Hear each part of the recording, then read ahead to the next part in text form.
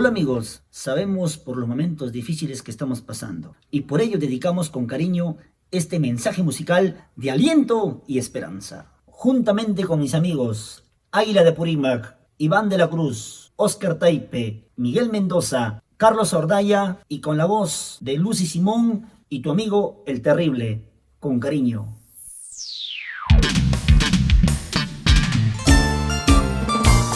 Perú, tierra de grandes guerreros, grandes luchadores de un mañana mejor.